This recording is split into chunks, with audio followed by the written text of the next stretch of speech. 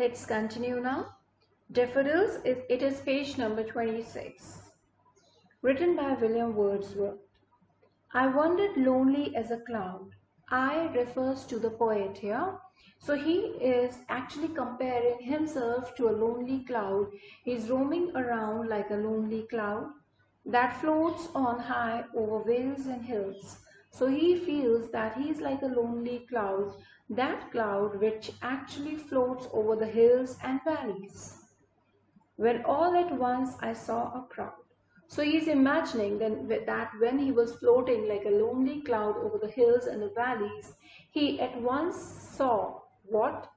A host of golden daffodils, a group of golden daffodils beside the lake, beneath the trees, fluttering and dancing in the breeze.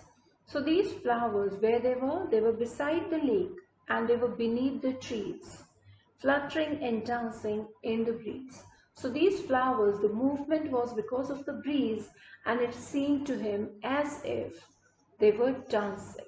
So when this poet is comparing the movement of these flowers to the human activities, this part, dancing in the breeze, it becomes a a figure of speech, personification here.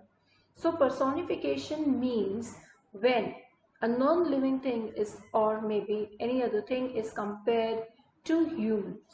Is that clear? So keep that thing in mind. Here he is comparing the movement of the flowers to the movement or to the dance of human beings. That is why he says that they were fluttering and dancing in the breeze. So what figure of speech is used here? It is personification. Now see, continuous as the stars that shine and twinkle on the Milky Way.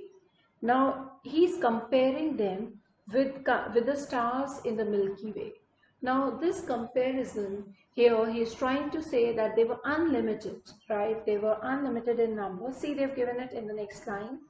They means daffodils stretched in never-ending line.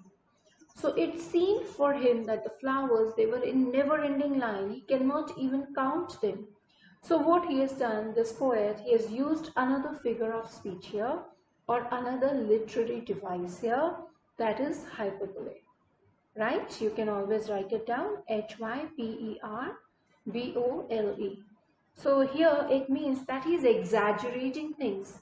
He is actually exaggerating that these flowers were so many in number, that it seemed that this line is a never-ending line.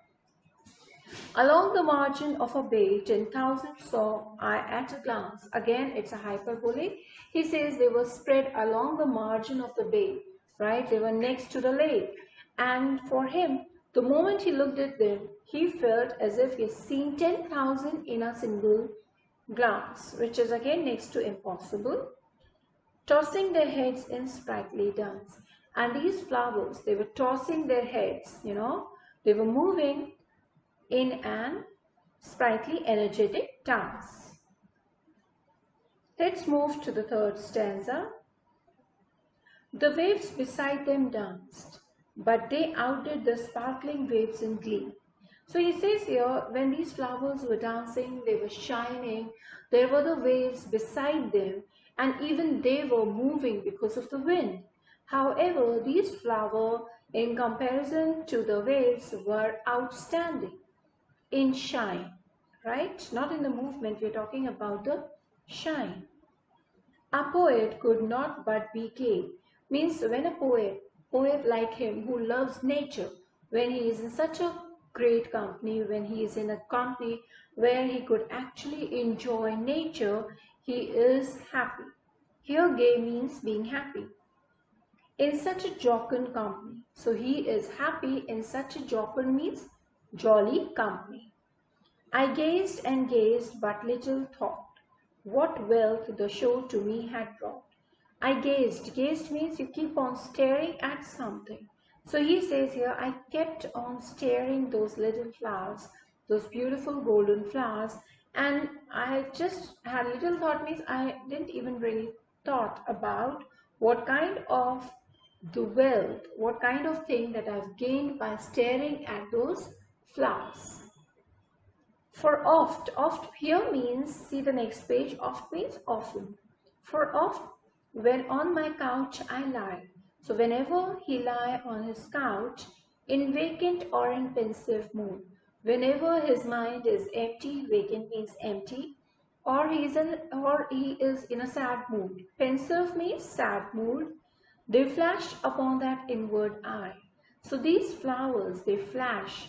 He could actually get the whole view once again in front of his eyes, which is the bliss of solitude. And he feels that it's a kind of a blessing. Bliss is a blessing of solitude.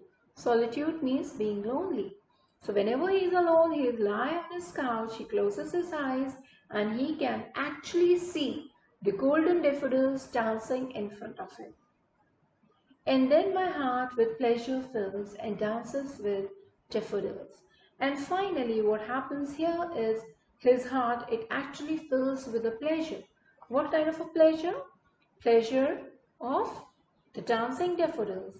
And again, his heart starts to dance with the daffodils. Now you have to understand, this poet is in love with nature. So he loves the company of nature, right? So here, when he's talking about the beautiful flowers, the dancing waves, whatever he's talking about nature.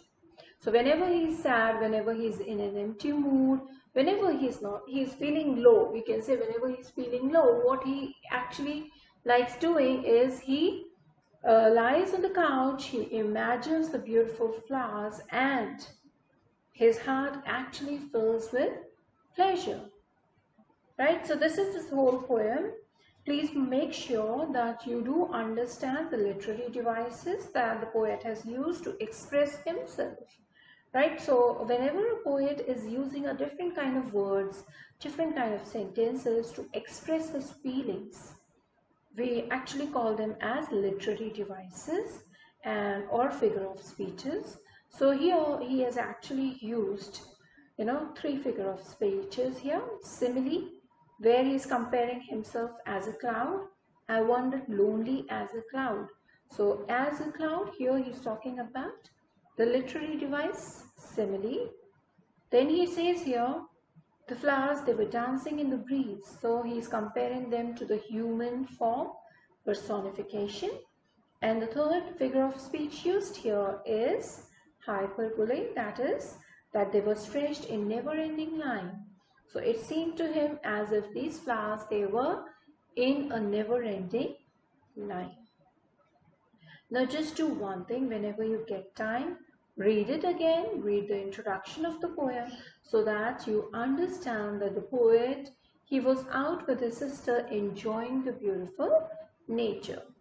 Please make sure you read it, understand these three devices used by the poet here, three figures of speech, and how you can actually find out in a poem what devices the poets are using.